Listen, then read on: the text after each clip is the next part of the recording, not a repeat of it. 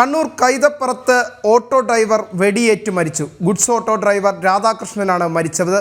സംഭവത്തിൽ പെരുമ്പടവ് സ്വദേശി സന്തോഷ് പോലീസിന്റെ പിടിയിലായി.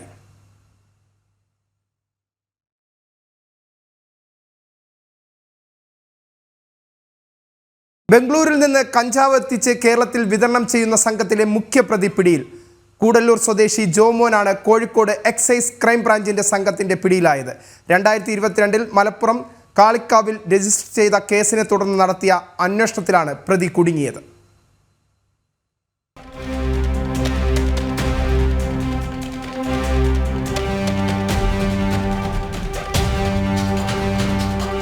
ബാംഗ്ലൂരിൽ നിന്ന് വലിയ അളവിൽ കഞ്ചാവ് എത്തിച്ച് കേരളത്തിൽ ചില്ലറ വിൽപ്പനക്കാർക്ക് കൊടുക്കുന്നതാണ് ജോമോന്റെ രീതി.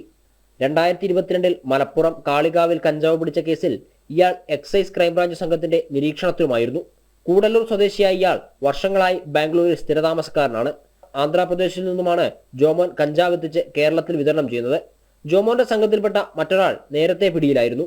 ഇയാളുടെ സുഹൃത്തു കൂടിയായ ജസ്റ്റിനാണ് പിടിയിലായത്. ബൈക്കിൽ രഹസ്യാറയുണ്ടാക്കി കഞ്ചാവ് കടത്തുന്നതിനിടെയാണ് ജസ്റ്റിൻ പിടിയിലായത്. രഹസ്യാറയിൽ നിന്ന് 66 കിലോ കഞ്ചാവാണ് അന്ന് പിടികൂടിയത്. സംഭവത്തിൽ ഇരുവരും കഞ്ചാവ് വിതരണം ചെയ്യുന്ന ചില്ലറ വിൽപ്പനക്കാരിലേക്കും അന്വേഷണം ആരംഭിച്ചിട്ടുണ്ട്. ജനം, കോഴിക്കോട്.